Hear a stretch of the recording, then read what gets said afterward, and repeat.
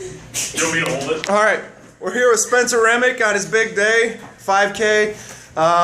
We're gonna go through a little pre-race interview, and then we'll do the race and follow it with a little post-race interview and see what the differences are in his demeanor pre and post-race. So without further ado, here's Spencer. Well, first of all, I'd like to clarify that this is not a race. So there will not be any sort of paper apparatus that's going to go on my chest or anything stupid like that that you would do in a participation in a 5K. So yeah, that's the first thing I'd like to clear up. So I think you have some questions for me specifically that we want to cover. Yes, question number one. Why are we here? Well, it's a funny story.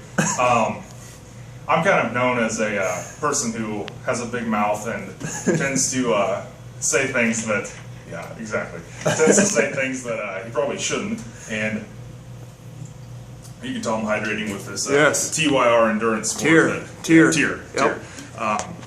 Anyway, back to the story. So I was used as an example in an argument about CrossFit, which I was not involved in. Disclaimer.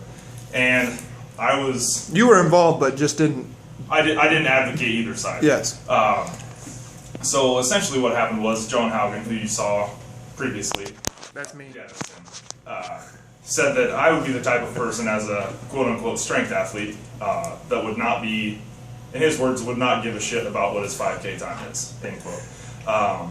So me seeing this, I had to pipe up and say, I could run a 5K in under 30 minutes without training at any time. So one thing led to another, and the conversation progressed, and we determined that I was going to need 2 to 3 days to recover for the 5K, recover from the 5K, which we'll find out in about an hour, give or take, after I can talk again.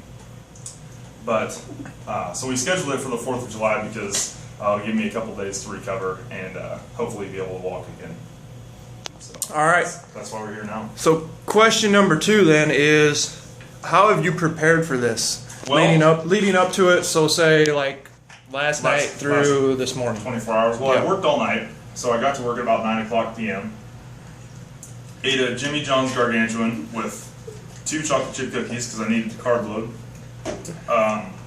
and a large Coke with not very much ice, easy ice as they call it at Jimmy John's. Because you would want to hydrate. Right, of I course. can't be wasting time with ice. And so I ate that at about 9 o'clock, walked around for about 10 hours. Basically, that's what I do at work. Drink between 3 and 5 20-ounce Diet Pepsis. Then had a turkey sandwich at about 4 in the morning, and a couple of blueberry muffins because I needed to get my carbs in. Are you feeling light? Light on your feet? Reasonably, yeah. Feeling good. Okay. It's So sort of- continue. So finished up work at about 7:10 this morning, and looked at my watch and realized that I had about an hour and 45 minutes or 2 hours before I needed to be here for race day. But it's even not though a it's not race. Yeah. Yep. Sorry, that's just what I've been calling it. So I realized that I had a fishing pole in the back of my truck, so I thought I would go out to a local man-made lake. I'm not going to say where it is or what county it's in, but it's close to where I work. And I was there, and in the process of attaching a lure to the line, the DNR pulled up, which, not a big deal, but it would have been less of a big deal if he wouldn't have asked me where my fishing license was, which I don't have one. So that kind of cut my fishing trip short. So Did you get the lure attached before? I did. Okay, so you had a lure on. That way I didn't have to carry a line and a lure separately up to my truck, where he wrote me a ticket for $87. So he could tell that I was a good guy, his words, because I knew that I had obviously broken the law, because I'm in the habit of, doing horrible things like that. So yeah, I got the ticket and decided to go to Walmart to buy some pre-run supplies. So the number one priority I had were these knee patellar tendon compressors.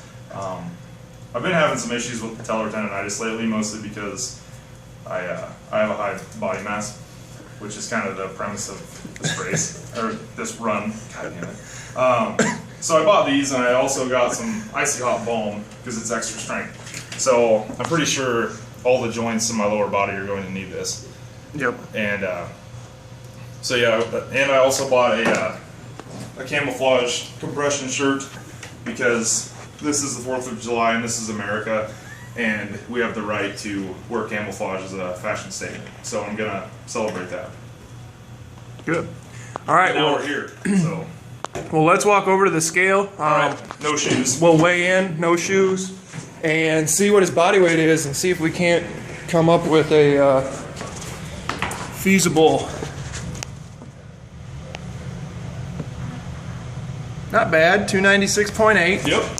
Typical weight of a 5K runner. All right. All right. Let me put my shoes back on here. Watch how he laces up his shoes. Yeah, it's. You can tell a lot about a runner by how they put their shoes on. Yep. Because most runners wear size 14. Are those shoes street legal for 5Ks? You know, I'm pretty sure they're grandfathered in. I Yeah. got them about 2 years ago, and they were legal then.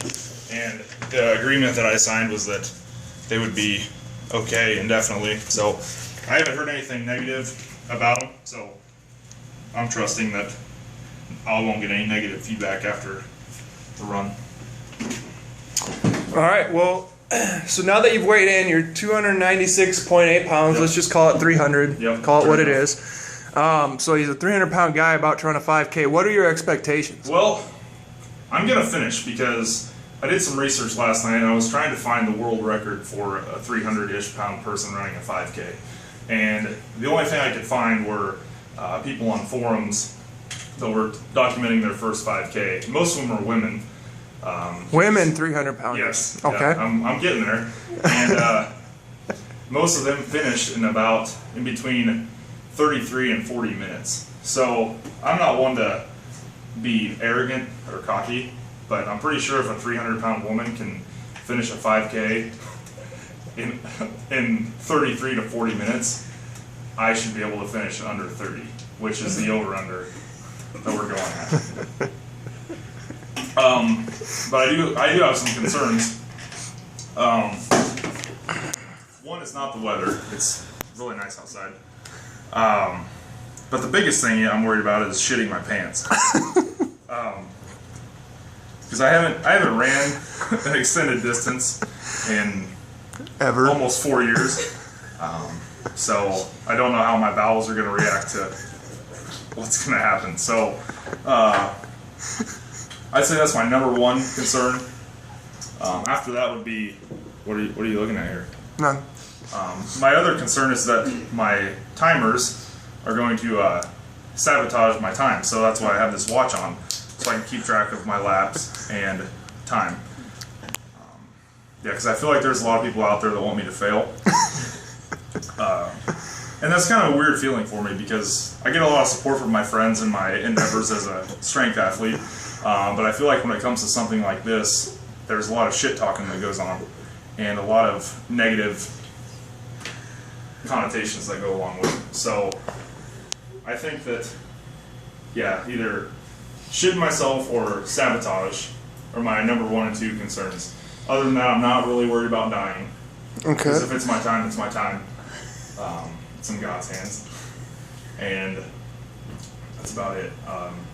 You know, Arnold Schwarzenegger, someone that I admire, he had 6 rules for success, and shut up. Number 3 was don't be afraid of failure.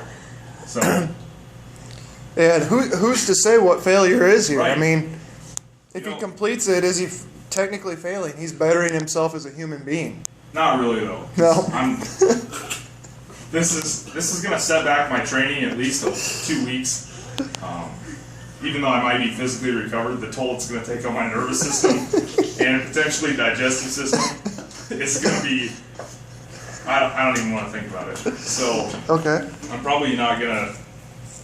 I don't know. I don't want to say I'm gonna go into a coma, but it definitely could happen. Last question. All right. It is the 4th of July. You mentioned that. What any honorary comments or any I Love America comments you wanna post out there? I feel like that's kind of goes without saying, because I feel like I define what America is. I live my life in excess. I eat whatever I want. I buy whatever I want. I drive a low gas mileage vehicle. My car payment is more than my rent. I've got everything I want and need, and I'm still a bitter, horrible person. So I feel like that pretty much sums up the American way. And if there's anything else I have to say, let's do this. All right. So there you have it. Spencer Remick's ready.